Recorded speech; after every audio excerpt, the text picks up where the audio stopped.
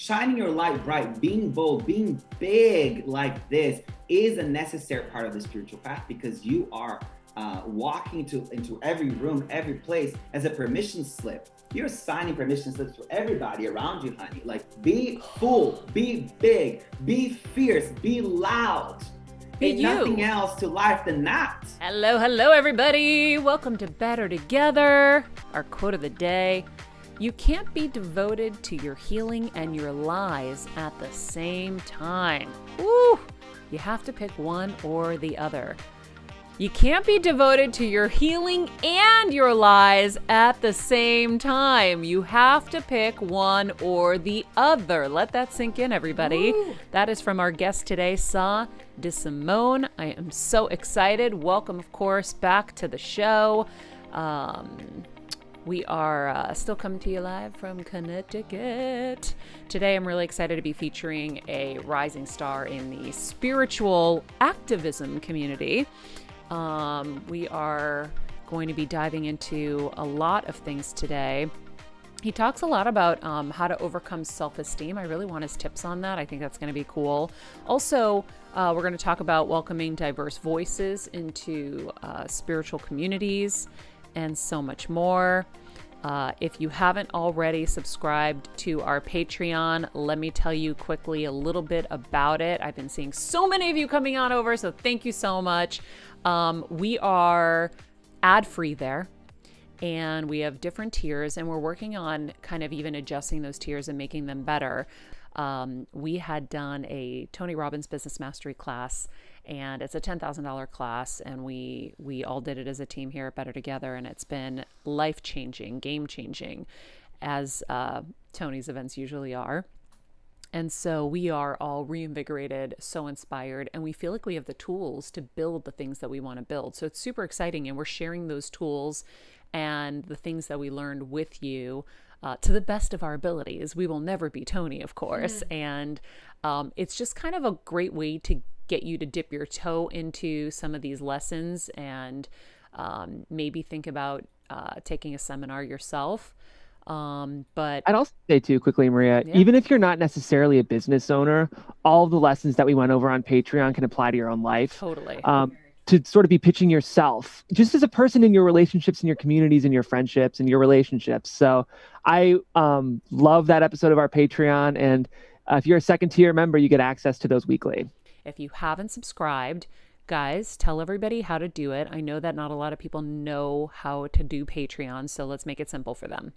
I will put it in the link in your bio. And fun fact, you guys, I actually just learned this, so I'm going to tell you all. Download the app. Yeah. It will change your life. I had no idea. I was just logging in online. Download the app. So click the link in Maria's bio on her Instagram. It will take you to Patreon. Sign up. Download the app. It'll change your life. Awesome. It's amazing. We have a lot of big plans for Patreon, so I'm really excited for some of the things that we're going to be unfolding. So join us over there. We have a lot more latitude. We will often curate amazing clips online and use them within the lessons and the things that we're discussing. We can't do that here.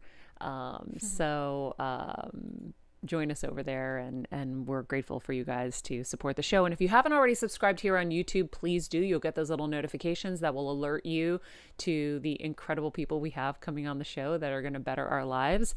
And we are trying to reach 1,000 reviews. Thank you so much for the beautiful reviews, by the way. I've been reading them, all the new ones that are coming in. Thank you, thank you, thank you. We love to know how this show is changing your life. And it's really inspiring for us to hear that. We're here to serve you and to bring you incredible content and incredible kind of tools to better yourselves in your lives as we're bettering ourselves in our lives as well. So leave us a little note there and let people know how it's helping you, how it's affecting you, what your favorite episode is. And yeah. I also just want to say too, like, you guys are great writers. You know, it's funny. All podcasts have different communities, but I've just been so impressed by like how thoughtful and intelligent our audience is. So I'm going to give you guys a little pat on the back. We love your reviews. I agree. They're beautifully written. I know. They really are. I always get really teary-eyed. Kelsey and I will like text each other like, oh my God, this one. They're so beautiful. So thank you guys for that. And yeah, you're helping us build this, this community. We're calling everybody like part of the Heal Squad. Yep. We're really starting that kind of terminology behind the scenes. We're like, oh, you're part of the Heal Squad, because what we want to do eventually is build such a big community that everyone's helping each other. One of the things that I love about the people I've helped in the last couple of years on their brain tumor journey is I started at some point, because there were too many people to help, I started kind of combining them and doing like a call with 4 of them if I had a bunch at the same time, and saying, let's all get on the phone together, because I'll be able to say everything once, but then also I'll put you guys on a text exchange so you have, you know, other people to collaborate with, right? Like one person can research one thing, the other can research the other. You come together and you have the answers, because it's a lot of work. That's so cool, Maria. That's so smart. Yeah, so I kind of want to build the same thing, but in a bigger way here. I want all of us to be able to come together, and we're building our website, you know, currently, and that's going to be really cool. If you go to mariamenounos.com, you'll already see some of the changes. It's really awesome. Exciting. But what I want to do is be able to have a community there, and eventually we can even have it, you know, separated by different kind of ailments and things that people want to like deep dive into. And then we all help each other, because what happened was, like, one person in particular, I was helping her with her husband who has glioblastoma like my mom. And the time came last September when my mom had to get on medications that he had already been on, and she had already done some of the research and shortcutted things for me. So that was really helpful. And I think we can do the same here. So that's kind of like the bigger vision for all of this. And I think it's really exciting. So let's keep building this. Share it with your friends. Bring them on over. I promise they will not be upset, I don't think. No way. Especially after what you guys tell us. I know you guys wanted to do an Ask Maria segment today. Jeff, you've been curating this for a bit. Tell me. Yeah, you know, we've been collecting questions from your audience for a long time via your social platforms, and we have some really, really fun ones here. So, you know, it's a fun chance even for us as producers, Maria. We know you so well, but there's chapters of your life that even I'm curious about. I will be honest, guys. I personally snuck a question in here because I wanted to be answer. I'm dying. Wait, so we watched this weekend, Kelsey and I made our return to television. Yeah, it was interesting. Or to, you know, actually sitting down and being humans. And so we watched the movie Eurovision, and it's so funny because I feel like I heard some people say it was okay.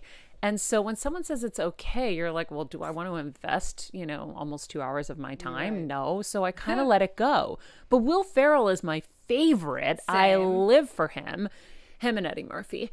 And so I was kind of like, okay, we'll watch it. So we started watching it before, like, we hit pause at one point. I go, Kelsey, you know I performed at Eurovision, right? She's like, no. Jeff, so, I lost it. I know. Lost it. So this was, I think, 2005. In 2004, a Greek girl, Elena Paparizou, won Eurovision. So when you win Eurovision as a country, the next year, your country gets to host the entire show. Now, it's like 300 million people from all over the world, watch this show. It's like the Super Bowl meets the Olympics meets The Voice, right? It's massive, and it's campy. So they called me from Greece and asked if I would host this show because they knew of this like Greek American girl, and I was a host on the red carpets at the Oscars and, you know, in Hollywood and whatever. So long story short, I go and I'm hosting the show, and I'm hosting it with like the Greek Ricky Martin. His name is Sakis Rouvas. Which is funny because I was like, is that Ricky Martin? Oh, that's so funny. I know. And I didn't even get the chance to tell you. So he's great. And we hosted it together. And at some point, I remember Kevin being like, yeah, she needs to perform. Amazing. So we decided on this song, and it was called Love Shine a Light. And I performed it with Sakis. We did a duet. And so I showed Kelsey, and she was, of course, crying, dying. It was so good. If you want a deep dive, it's in my Instagram. It's like probably a year ago. We probably should have pulled a clip, but I didn't think I was going to talk about that today. We'll find it and we'll put it in the summary of this if you are curious to see. Maria has pipes, which I've always known. Like when you joke sing, you're even good. But I was like, dang. Thanks, Kels. Yeah, it was impressive. For me, though, it was seeing you fly in on these bungee cords. So I had like it was actually a really fun project. I got to build your reel last year, and it was this chance for me to just like unpack the archives of who Maria Menounos is and this incredible career. All of a sudden I see you in this beautiful yellow dress, just like flying in on these bungee cords. I'm like, what? Yeah. Maria did this too. So I'll selfishly go with my question first. What was that like being hundreds of feet up in the air on bungee cords on Eurovision? Absolutely terrifying. So I remember they were going to have me from one corner. It's the Olympic Stadium, by the way, that we hosted this in. So in Greece. So I'm on one corner, Sakis is on the other, and they're going to like fly us in and we're going to meet on the stage. Every time we did rehearsal, I would tell Kevin and Meredith, who was my assistant at the time. You've heard Meredith on the show before, guys. I'd have them wait underneath me. I'm like, can you guys wait underneath me to catch me if they drop me? I'm like, what if someone takes a cigarette break? Like, Europeans are so much more chill and lax. I'm like, what if someone takes a cigarette break and forgets me and then they drop me? And so I would be like, Kevin, just sit under there to catch me. And it just made me feel better to know he was in proximity. Oh. So, yeah, it was pretty terrifying. Actually, it's really, really high up. And, you know, I will always push past my fears. And so I think that's like fun, right? Like I always say, living is in that middle part of when you're like absolutely terrified to when you cross over and you're like, oh, I did it. So I like that. I'm addicted to that feeling. And yeah, it was pretty terrifying. Pretty terrifying. That. I love it too. I told Kels, this one will be fun for you. Oh, I didn't mean to interrupt. Kels, no, go it's ahead. okay. I was just gonna say Some of my hair looks were terrifying too, but that's another story. Oh my God, A fashion rewind on my Eurovision is really worth it. Oh my gosh, we should do that tomorrow. But I was telling her, Jeff, I said, Maria, I know you've done 1,000,001 things, but honestly, this is the coolest thing you've ever done. I was in shock. I was in awe. All right, let's get to a few quick questions because we've got to get to our interview as well. Woo. So I see one here. What's your favorite perfume? Okay, and it's Cat Pal 007. So my favorite perfume right now is C by Giorgio Armani. I have found that I really like that one. I have a really hard time with perfumes. I like them in the store, and then when I buy them, I hate them. I have so many, and I feel like they never stay. Like I put it on, and it's not like C was the first one I got complimented on, so I kept it. Basically, there you go. Because I'd put this stuff on, and nobody would ever smell it, and I couldn't smell it on myself. So I'm like, what's the point? And so yeah, C, señorita. C. Let's see, top 5 TV series. Ooh, if you the Silva Twins, the Silva Twins on TLC, 90 Day Fiance, and all of the 90 Day Fiance franchises. What's that one that's like on that we love, Jeff?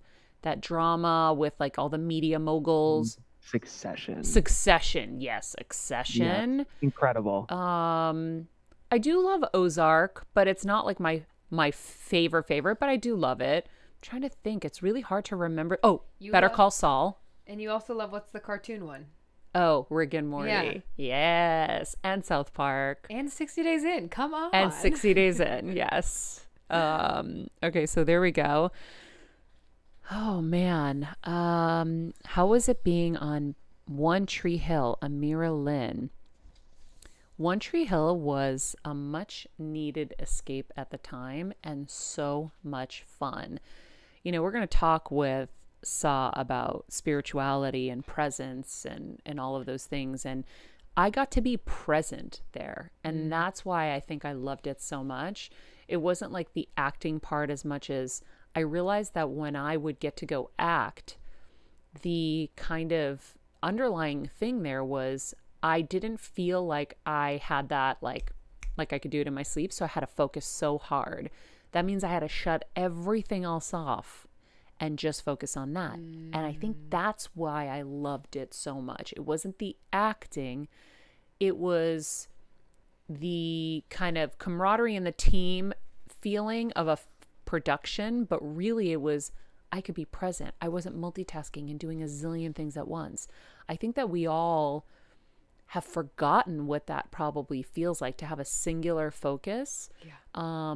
And it is a very freeing thing. And I feel like that was the gift I got when I shot that, or Fantastic Four, or Kicking It Old School, whatever it was. I got to just focus on that. And then because of that, that meant I also had free time to be me and have fun and be light. And, you know, the real world outside of that was like a million things and hustle, hustle, hustle, and just all this craziness. So I just realized in this moment that that's what I really loved about being on One Tree Hill. And I loved all of, you know, everybody I was working with. They were amazing and I had so much fun with everybody. But it was that. It was, I kind of just got to be me in a weird way and not me times a billion. Yeah. Well, it was like in your brain or to yourself, it was a good quote unquote excuse, right? And you could use that. You could say, yeah, no, I have to focus. So you could tell everyone else, bye, no, thanks. Yeah. Yeah. You were in flow. We talk about, I think on the Katarina Blom episode, we talk about flow as the state of like singular focus and sort of, there's this ideal thing where you're a little bit out of your comfort zone, but not too far out of your comfort zone. So you're really growing. So if you want to hear more about that, check out the Katarina Blom episode, because I think that was Maria's flow. And I want to say, in terms of your acting, Maria, tomorrow on Amazon Prime, a new season of The Boys drops. Oh my God. Yes. But that's like a bit of a spoiler, but yes, you might see me on The Boys. That's a bit Luckily, we're pre-taping this, so after the show, we can evaluate whether or not this can stay in the episode. But, no, but I think, I don't know what episode I'm in, so we'll have to find out. That's actually on my to-do list today to figure out. But hilarious. Yeah, I think, you know what I love, Jeff? I love that you remember every guest so vividly. I love the show. I leave these shows with so many takeaways. I'm producer of the show, but I'm also such a fan. So that's a fun role to have. Same. You know, it's great. I'm like a super fan myself, because I feel so blessed to be able to talk to all of these people and learn from everybody. It's crazy cool. So let's get to our next amazing guest. So Sah D'Simone is one of the fastest rising stars in the spiritual community. After a journey to Nepal in 2013, he developed a revolutionary healing approach, blending ancient tantric Buddhism and modern contemplative psychotherapy, served with the twist of his trademark sass. So since then, he's been endorsed by heavy hitters like Deepak Chopra, Sharon Salzberg, building his own community of passionate followers that he calls his spiritually sassy community. Guys, I can't talk today. Sorry. Maybe I needed more coffee. But Sah is here today to help us remember that spiritual transformation is for everyone, and he has tools to help you get there. Hello, Sah. Hi, gorgeous. Good to see you. Thank you. Hi, everybody. Good to see you. Let's start with your story, because your story is such a huge part of your kind of journey to enlightenment, and I'd love for you to share that with our audience. Well, not to enlightenment, but to feeling a little bit better. To better get, enough that I can help other people. Yeah. After I said that, I almost corrected it, and I was like, well, I mean, we all know no one's fully enlightened, right? But That's we're right. always on the path to enlightenment. We're trying for that, right?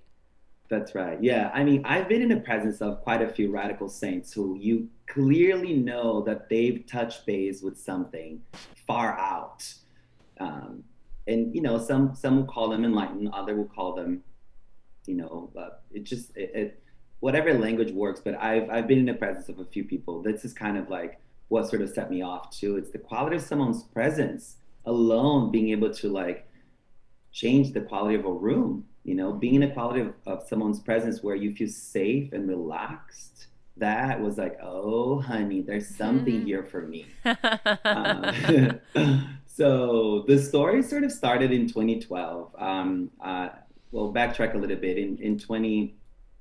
When I was 23, I started a fashion magazine called Bullet with a few friends. In 2012, I was about to turn 28, and I had a falling out with my friends. So I got bought out of the company. The betrayal that happened sparked all the stuff that was sort of under the current of like what I was, living out. Depression, anxiety, addiction, all that stuff started to bubble up to its fullest extent. And that's what set me off to then a year later, spring of 2014 to go to India on a one-way ticket. And, here we are. And it was a 10-day silent retreat that sort of opened the door for me. And during that 10-day silent retreat, I heard words like, we have basic goodness. I have really loving parents, and I've gone through quite a bit of hardship, with my queerness and stepping into that. But I haven't heard that word. You have basic goodness. Everyone, no matter their past, they are innately good. I had grown up thinking that some people were bad, other people were good, and other people were even better. This idea of privilege, how some people have this innate qualities and others don't. And then we meditated on death for 3 days, and that was a huge, massive, transformative experience for me, to sit with my mortality. Although I had already contemplated suicide, but to do this in a safe environment was something that I have never done before. And then later that fall, I went back for a 30-day meditation retreat, and that's when everything just sort of like, whoa, opened up. And what really set me off, it was my inability to forgive. I had no idea how to forgive my business partners, how to forgive myself. And I had started to get into meditation and mindfulness and dabble into yoga and Buddhism, Kabbalah here and there, and a variety of different ancient modalities. And it was all guiding you to be present. And every time I would sit down to be present, my mind would go straight into the past, ruminating, catastrophizing, replaying the nightmare over and over and over again. So the inability to forgive, if anyone asks me, what started your path? I would say, I had no idea how to forgive myself or other people. So that's what really set me off to go on this journey. Wow. 10 days in silence when you're kind of just being introduced to this whole world must have been challenging. It was extremely challenging, especially in a foreign country. But I just, that little whisper from our hearts, like you're at the right place. So often when the mind is so busy, we can't hear the whispers of, our inner knowing guiding us towards the next best version of ourselves. But I just knew I had to be there. And it was, meditating for like 8 hours a day and had 4 hours of lecture. It was a huge edge from meditating for like 5 minutes back in the States and then jumping into this. But it was exactly what I needed. My goal was to go down to South India and study with different South Indian gurus. But my dad, this is some of the stuff you can't explain, right? My dad walks into the house and says, "Sah, you should go up to the north of the Himalayas and you should study Buddhism with the Dalai Lama." And I was like, excuse my language, can we curse in the show? Yeah, sure. What the fuck? Like, what the fuck do you know, honey? Like, what the fuck do you know about where I should go to study spirituality? And he just knew. Wait, your dad's from Brazil, right? That's right, yeah. And did he know anything about meditation or anything about any of this world? Not in a sense where like he sits and studies, but I speak to this often. When we are tapped into the flow state, we are in communion with life. We're saying things and for the first time, we're hearing ourselves, we're surprising ourselves, we are thinking beyond logic. And yes. I think it was one of those moments, Wow. Yeah. Oh my God. You just articulated something that just connected so much because sometimes I'm in flow and I'm like, where did this stuff just come from? That's right. And that's what I think all of the spiritual work, all of the stuff that we're doing is supporting us to live in that place where we're constantly surprising ourselves. We're constantly like tapping into this like infinite well of wisdom that lives inside all of us. And wow. So your dad just was in flow and he knew? He just knew. Homie just knew. Walked in and said, "You should go there." And I was like, okay. I followed it. And I went and, but little did I know that, years later, I was going to come back and write books and really help people with all the tools that helped myself. I started this purely selfish. I was in a really dark place, performing in New York City with the magazine, performing really well, living with the lows of depression, the highs of anxiety, and the quick fixes of addiction. And then, little did I know that I would as they started to feel better, as I started to transform my mind, open my heart, energize my body, I would then be helping other people to do the same. It's actually a natural next step, right? Fill up your cup and Yeah. help fill the cup of others. I think that's the saying that people say.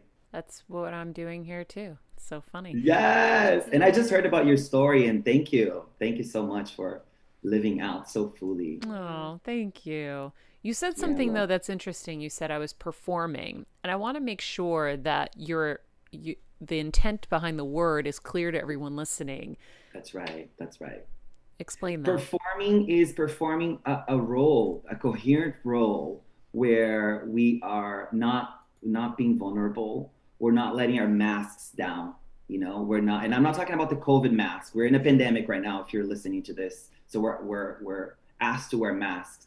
But I'm not talking about that. I'm talking about the psychological masks, Hmm. the stuff that we have to put on to pretend that we're okay, to pretend that we like certain things, to pretend that we like our jobs, pretend that we like our friends. That coherent act of performance, that's what I'm speaking about. And constantly having to like resurrect old versions of ourselves to fit this connection to this person. Does that make sense? I want you to deep dive a little bit into dipping into the past. What do you mean by that? So, like, for instance, we have friends in our lives that we've known for a long time. And as we start to progress on a spiritual path on our healing journey, right? Some of them will follow up with us, will keep up, and will continue to transform. And others will sort of, fall away because we're not curious about the same things. We're not moving towards the same thing. We're not wanting to do the same things we used to do. Hmm. But sometimes when you are hanging out with those people, I'm using an example that's very real in my life right now. But this happens. As you just start to like change yourself just a little bit. And so you ended up hanging out with these people, right? And you ended up having to unintentionally resurrect this old version of yourself to fit Yes. their view of you. And that's what I mean. Does that make sense? Yes, yes, yes, And it's very yes. difficult. It's very difficult because we recognize that the true nature of life is change. It's transient. We're all completely transforming every single day, every single It's morning, every time we growth. go to sleep. But I think it's difficult for us to see other people transforming and being open about it, transforming and thriving in that transformation, being able to navigate the highs and lows of healing with a smile on their face. It could be quite triggering for people. So Yeah. as you're transforming, setting some sort of boundaries with who you spend time with, and although the name of the show is Better Together, which I'm completely, I think that's the direction to go. Sangha in Buddhism, it's very much rooted the importance of the spiritual community to help us to elevate and go to the next level, have a sounding board, a mirror to each other. But I think at the beginning, I had to take some time off from everything, everyone that I knew, all the people who were around me, as I was like Yeah. rebuilding myself.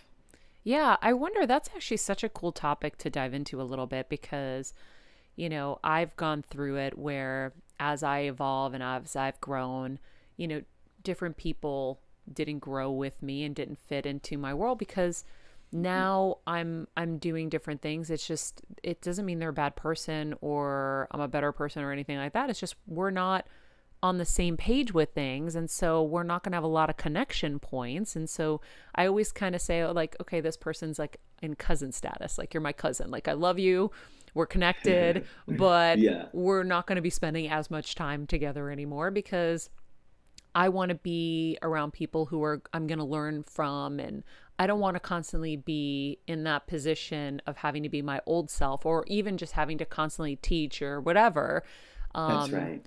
and so, but what happens is when you go on that growth pattern and you're young, and we have a wide range of ages that listen to this, it's hard because they want to pull you back. They want you to stay here. And so they'll start to feel triggered and they'll say things like, when you offer something or you tell them you had this a great experience with something, like, yeah, that's not for me. Or that's, they're very triggered Quick. and it's so obvious. So will you give people advice on how to kind of set your boundaries and not be dismissive of people, right? Because we don't want to hurt people as we're growing either. It's kind of like it's just a challenging little moment, and I know so many people are going through it right now. Well, I mean, thank you for that. That's such a beautiful question, such a necessary topic to dive into. There's a few things that I find uh, that I want to sort of bring it up, and I'm trying to think of the best way to say this because every relationship will have its own dance, right? We have our own curriculum that we're working through together. And in short, see if the people in your life are cultivating your best qualities or they're developing your neurosis. That's a Ooh. simple way for me to put it out there. Are Ooh. they Say it again. and I'm sort of hearing myself say this for the first time too. Thank you for together creating the conditions for this to arise. It's are the people in our lives cultivating our best qualities or they're developing our neurosis? And I think it comes down to that. And then you have to take spiritual inventory. You sort of have to look at every single thing in your life and take spiritual inventory, not only the people, but the places and the things. Treat your addiction to suffering, treat your relationship to suffering, treat your relationship to healing. Like, we have to, like we've talked about it in addiction. We are so familiar with feeling bad and navigating these waters and complaining and gossiping and all the stuff that's sort of like hardwired in for the vast majority of us. It takes a real big change to step out and say, you know what, this group friend, we only gossip. Mm-hmm. This group friend, we only complain. We're never bonding over our dreams and inspirations and the things that I'm inspired by and all the beautiful things I'm learning and developing in my heart. It's always about we're putting someone down, or if that's kind of the setup that you have with this group of friends, know that everything is being documented by your mind. And if you're gossiping, the seeds of negativity, of viciousness, of blame and shame and criticism, they're being watered in the garden of your mind. So more and more of that will prevail. So take inventory of your life, take inventory of every area of your life, but starting with the relationships, I think. So thank you for bringing that up. I love that. I feel like the other part that can be a little confusing, right, is, that notion of kind of cutting people out, and when they could actually be signals of things you need to address in yourself. Beautiful. Beautiful. Yeah, we say that every challenging person in our lives we bring them to the altar. They become the center of worship because they're helping us to see our minds. It's, everyone that's challenging person, we say, thank you so much for helping me exercise my best qualities. But again, there has to be a point where enough is enough. And you can't heal trauma where you were traumatized. You have to take a step back. You have to recalibrate. I had to go. I'm not saying you need to go all the way to, to the Far East, to India, Nepal, Indonesia, these places. You just, I think you have to take a step back and know, can you rebuild yourself enough where your relationship to stress and to your triggers is a little bit different, where you actually have a little bit of witnessing, where the trigger doesn't arise and you immediately wear that old dress that doesn't even fit you anymore and you operate from there. Yeah, because it depends on when the trauma occurred. So, like, I think now we're isolating a trauma with a person, right? Mm-hmm. So if you have a trauma with a specific person, not speaking from experience, but if this person happens to be kind of somebody you can't really divorce yourself from for so many reasons. That's right.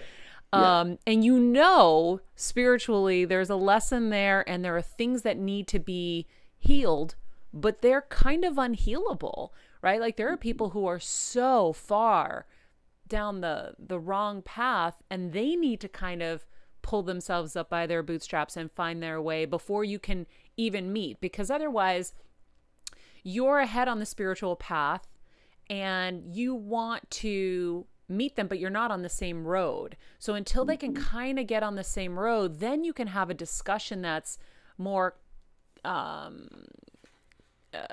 is commensalistic the word? I'm trying to think of it. It's challenging. Productive, maybe. Productive. Yeah. I have someone in my life where I'm like, oh my gosh, like I feel empathy. I feel bad. I have a lot of anger and a lot of trauma, but at the same time, I can't even go there. And so you have to create such boundaries so that they don't continue to hurt you. But I love that whole notion of not having to keep putting on that dress that doesn't fit, because those traumas happened for me younger, and it's not, I'm not the same person, but I can easily try to squeeze that shit back on and like zip it up at least a quarter of the way. We do it so quick too. It's like all of a sudden, oh shit, like I'm wearing this prom dress. How? Like, what just happened? I do want to just emphasize one thing though. I think every trauma is possible to be healed. I think no trauma is too big that can't be healed. And I think it sort of goes back to how I started my journey and really developing yourself to forgiveness. So much so that we are then awakening our ability to understand, accept, have compassion. Because people who are suffering cause others pain. People who are hurting hurt others. And compassion really asks us to really look at their pain as the collective pain of the world, right? As part of our own pain. And what can we do to support their way out of suffering? So it will ask us to over and over and over again forgive, and to the point where what would be inflammatory for our system no longer is. What would flare up the old ways of thinking and feeling and reacting and speaking and doing things will no longer have the same reaction. So it's a commitment to forgiveness. It's a commitment to it doesn't take away responsibility of people who were involved in the trauma, but it gives you an opportunity to stop the cycle of pain.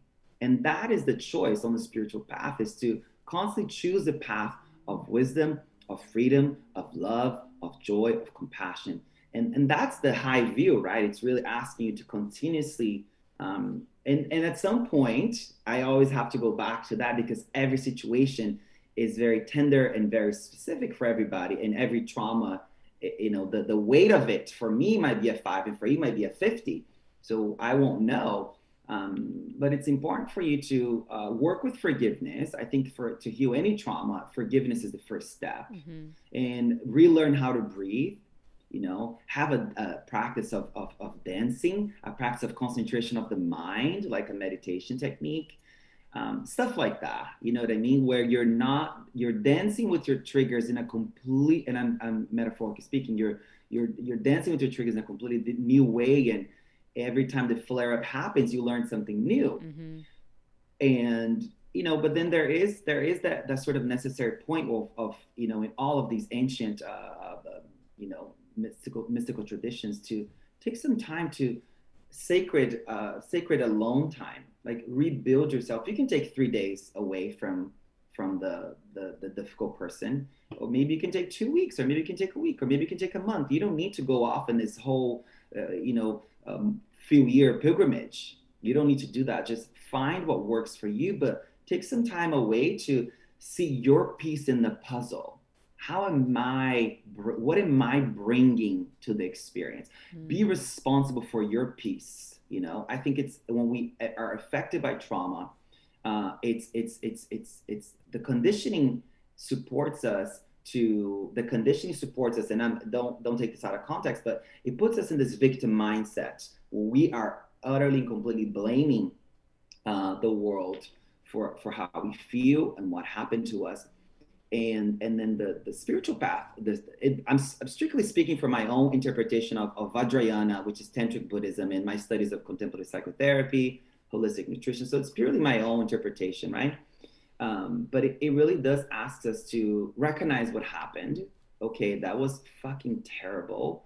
But do I want to live like the victim for the rest of my life? Or do I want to transform this pain into my mission? Do I want to transform this pain into something that could help myself and other people? I think it really puts you in that position of like, am I approaching life through a victim mindset? Am I constantly blaming the outside world for my internal season? Oh, okay, I have 2 questions. I wrote down the second one so I don't forget it. But going back to the notion, and we've talked about this before, that it's like, if you believe that there were agreements going into this lifetime, right? That certain people are going to arrive in your life for a certain purpose. That's where you get the, oh, thank you, you know, sir, for coming into my life to bring me this grief, because this is the lesson that I'm going to need to learn. Like they sign up to be the bad guy in your life. So you have to have empathy for the fact that they had to choose the tough role, and they're coming in to show you something. So knowing that, so good. So how do you then say, oh, well, you are not healthy for me, so I'm going to cast you aside and go on with my merry way, when the truth is they're there for a reason, right? All of these people like are around for a reason. And when you start cleaning up, you're like, okay, that's the thing we're supposed to do. But is it? I don't know. What is the right way to proceed? Well, there's a couple ways that we can do this. I think we often are trying to work on this one specific, really high, you know, really textured trauma, but we're then operating on a different way with this person and that person and this person. What I always say to people, it's like this: if you want to have compassion for the real textured trauma, the crunchy, high one, the really difficult person, but you're treating the woman at the grocery store without care or tenderness, or even you know, the fleeting thought in your mind that this person has the same potential that you and I have to be happy and to be free of suffering. You're running over a homeless person to get to your yoga class. You are not returning phone calls. You are not being of support to your community. You're tossing trash on the highway. If you're creating this whole, you know, you see where I'm going with this? You have this entire environment of unskillful actions, but you're doing your best effort with this person. That's not enough, my love. That's not enough. We have to bring the same tenderness and care and loving and compassion that we're trying to bring towards this really difficult motherfucker right here, towards everyone. That's the only way to transform. But what if you're doing all the good things with everybody else, and to this motherfucker, you're an ice cold bitch? What? Because you just don't want any more pain. So you're like, stay at your 20-foot distance, sir. That's right. And what I have to offer, I love that. And what I have to offer is that will happen naturally.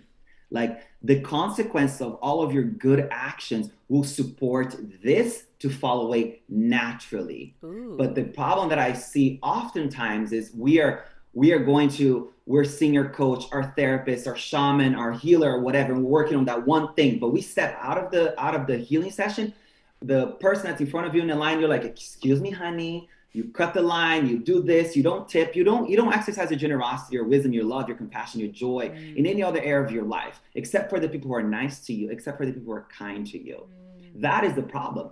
Now, if you're doing all this other delicious, amazing, supportive, and skillful things in every other area of your life, I mean, this is the proof in the pudding for me. It's that person in this relationship, this karmic curriculum that we have, that will fall away naturally, because we're going to have a radical change of perspective. This person will no longer be seen as bad.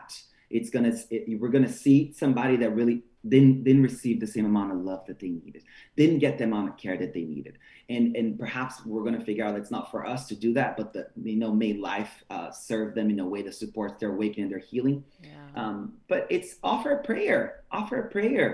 Bring these difficult people into your prayer every single night.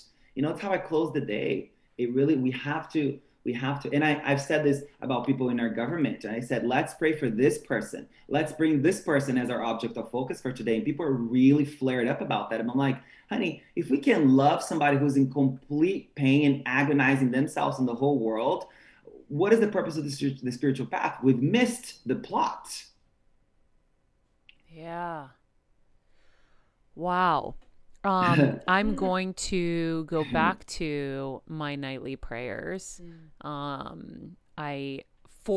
For that specific thing, I do my nightly prayers anyway, but I definitely have forgotten some of that. So how do you transform, right? How do you forgive truly? Mm-hmm. Great question. there's three pillars to forgiveness, according to Buddhist psychology. One is forgiving yourself for all the ways you've muted yourself, for all the ways you've silenced yourself, for all the ways you've caused harm to yourself. That's step one. Step two asks for forgiveness for all the ways that you have intentionally or unintentionally caused pain and suffering to other people. And then forgive the motherfuckers who've caused you pain. So it's the three pillars of forgiveness. And there's a variety of ways of doing this. One way you can do it with your eyes closed. If the trauma is too textured, closing your eyes is going to re-traumatize you. Stay with your eyes open, right? Write letters. That's what I did for a couple of years. Saturday was a forgiveness ritual day. Write the letters towards yourself, towards other people, and then ask for forgiveness. Do the three pillar of forgiveness over and over again. And you're going to know when healing has taken place, when the memory visits your mind and you're no longer taken by it. You no longer are wearing that old dress. You're no longer, being hooked, and all of a sudden your system's flared up again. It passes by like a cloud in the sky, leaving no residue, just goes by.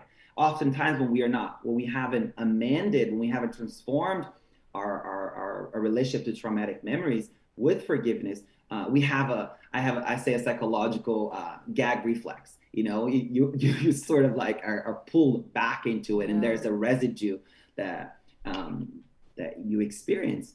And we have to also remember that forgiveness this is radical for most people. This forgiveness is an independent process. We're doing this to change our relationship to ourselves, to parts of our own mind. We're not forgiving. So oftentimes when something traumatic happens, we're trying to go to that person that we co-created that experience with. And we're saying, unless you forgive, please forgive me, or I forgive you, or any variation of this communication. If you haven't done the work between you and you, this is just more pain. This is just more suffering. This is not supporting the path of freedom for you or for anybody else involved.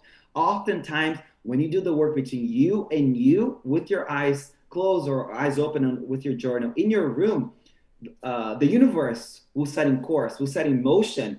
All the eyes in our face, is what I say, the eyes in our face can't see, but the hearts will know of everyone involved, and it does require a level of surrender and faith.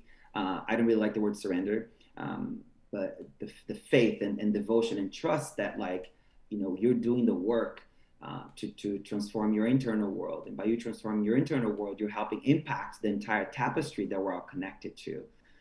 We oftentimes think that if this person that caused pain to me, asking them, them saying you're forgiven, we're going to reinstill the basic goodness in us. No one can do that for you. The basic goodness in you, only you can recognize that. Everything we do on a spiritual path is about unlearning and remembering that. So how do you do the work on you? How do you fix the relationship between you and you? I love this. It really is about you being responsible for the life you've lived, for all the ways you've caused yourself harm, for all the ways you've caused other people harm. And it's being really honest and doing it in a safe place. I've done it on my journal over and over and over again. And after I finish writing these letters, I will burn them as a means of transformation. I love and that. Then using a meditation practice, to the point where, and then here's the other thing that I've done. And or sometime last week, I was giving an interview about forgiveness, because it's really what set me up for everything that I'm doing today. The memory resurfaced my mind, and I couldn't stop. I'm walking or I'm doing whatever, and the memory, I couldn't stop and write a forgiveness letter or sit down for a meditation. I would just treat the mind to an antidote.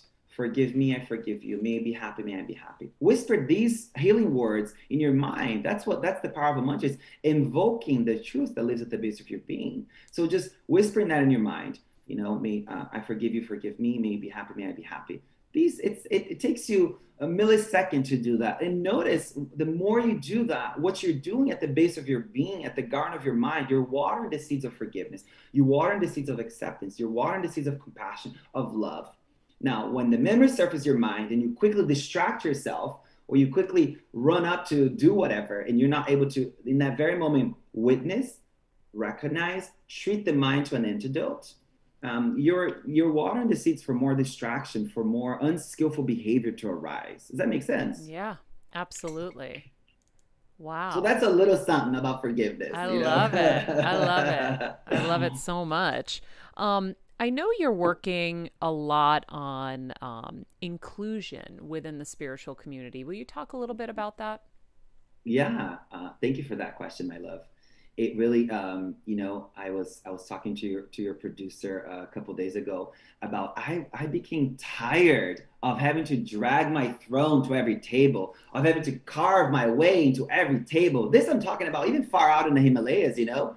I was tired of that shit. I just said, you know what? I'm done with this paradigm. I'm done with this curriculum. Just gonna create my own table, and in this table, we're celebrating all the people who have been told they're too much, you're too extra, too queer, too flamboyant, you're too anything. This table is for all of us. In this table, you're celebrated, you're adored, you're loved for that extraness. Now let's turn that extraness into ways of creating a positive impact into the world. And of course, the table is big enough for everybody who's always wanted to be fully self-expressed, but they were told that you can't do that. You're not enough. Not for you, honey. So it's spiritually sassy as the movement that we're creating. It's really about celebrating the too black, too brown, too queer, too this, too anything. This is your space, honey. After having really gone through so many, I was before I became sober, I was like bar hopping, right? Over and over again. And then when I went on my healing journey, on my sober journey, it was like monastery hopping. And even in these high places where people were technically, supposed to, we're all there for the same reason, to heal, to transform, to be kind, to exercise kindness, right? We're at baseline of the place. And you find these microaggressions, these looks, all this vicious stuff that you're like, what the fuck, man? I'm here to like transform. We're here to be better together, but it's not working. And slowly, I had to just like continue to like roll my shoulders back and not play small because I needed to fit into what they wanted, what worked for them. And my view of spirituality, of this ultra spiritual, person, was to be small and quiet and not sassy, and don't you laugh out loud, and don't you dance like this, and don't you wear that, and don't you like these things, and don't you speak like this, and don't you make people laugh while they're healing. Don't do that. That's not healing. I'm like, there's something off about this. As far as I'm concerned, everything we're doing here is so we laugh more, is so we dance more, is so we're like more humorous, more playful. And alive. And I found that all of this stuff was sort of stripped away from the healing path that I was on, until I had a moment of a healing curriculum graduation, when spiritually sassy sort of landed. I was like, oh wow, I am going to all these different places, and I'm the only brown queer person here, and there's 100 people, there's 80 people, or 250 people at a meditation retreat in Kathmandu, Nepal, and I could count on one hand the amount of black, brown, queer bodies there. That's really it's not wellness for everybody. It's wellness for the privileged few. And I found that throughout writing this book, I got pushed back from people saying some of the stuff is only it's only for people who can come here. And I'm like, fuck that. This is for everybody, honey. So spiritually sassy, my whole mission is for everybody who never felt safe because they didn't have models. The person who was teaching them didn't look like them, had no context for queer, black, or brown trauma at all, could never understand that experience, the texture of that experience. So, and I'm not saying that I do either, but I have, lived in this, navigated the world like this as a queer brown man, and it's really supported me to understand just a little bit more of the texture of this kind of trauma, and then speaking from that place, right? And it's been a very interesting experience for me, because both my brother and sister are white passing and heteronormative and cis. So explain to them when I enter into a space and I'm like, how are people helping them see the level of microaggressions they're taking into the room? And I'm not letting that define me or getting caught up in that, or ruminating, catastrophizing. No, I'm just helping two very beautiful, wise beings understand what happens when someone like me walks into a room. What is non-verbally communicated from people in the room when I walk into a room. And I'm speaking about not overgeneralizing, but that happens a lot with people, queer people who are verbally self-expressed, brown bodies, black bodies.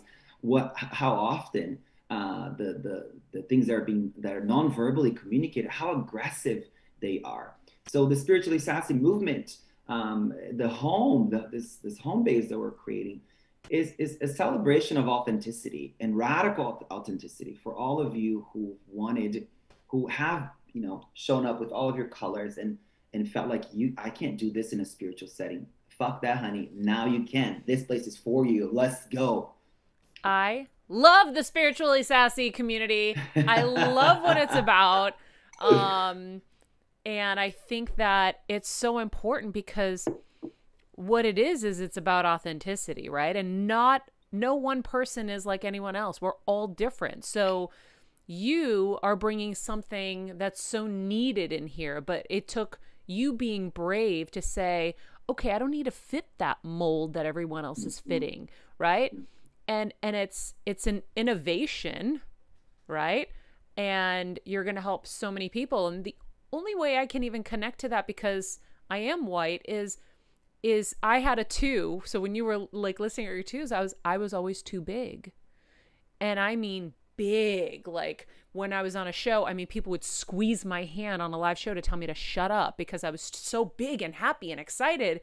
And what happens is they just slowly dim you down because you intimidate them. And so when you're big and bright and you go into a room and you are your authentic self, you're shining a mirror onto them. Like they're so intimidated by your authenticity because they're making themselves small because they feel insecure to be who they truly are. And so that's why they hate you, is because they want to be you, but they can't because they're living within the confines of what people tell them they're supposed to be. Say it loud for people in the back, honey.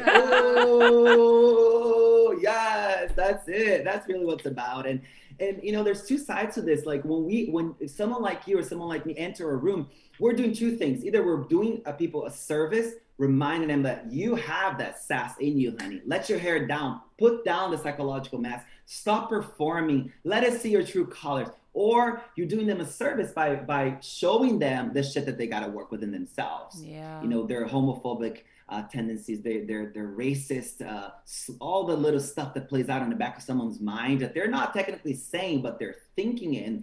And if they're thinking without mindfulness, they're believing that shit. Yeah. And that is the vicious part too. That's you being part of the problem. So we're shining your light bright, being bold, being big like this is a necessary part of the spiritual path, because you are walking into every room, every place as a permission slip. You're signing permission slips for everybody around you, honey. Like, be full, be big, be fierce, be loud. Ain't nothing else to life than that. Be you. What happened to you? Because some people aren't big and bold. They're bold in their way. It's just about being you, whoever you authentically are.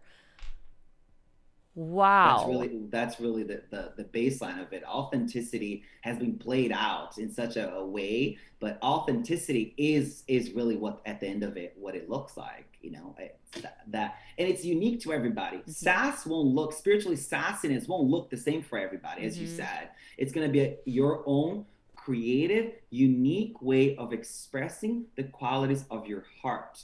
And in Buddhist psychology, it's called the Brahma Viharas. For all of you spiritual nerds that want to look this up, it's Brahma Viharas, or I translated it and I sort of upgraded to these 4 qualities. They're 4 qualities too, but the literature uses a little bit different words that I think for us in the Western world, so these kind of words are like, they're a little difficult to swallow, but it's love, compassion, wisdom, and joy. How are you expressing love, compassion, wisdom, and joy in your own unique, creative way? That is the purpose. Find the way to develop these heart qualities and share them out into the world.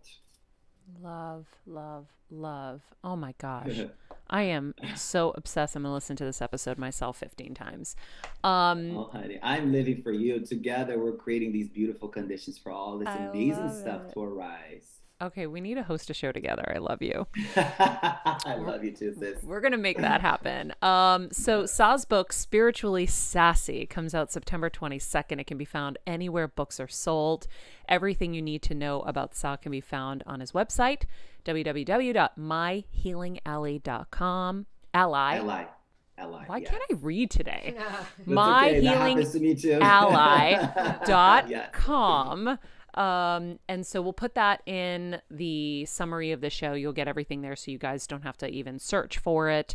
Sah, I would love to have you back on very soon.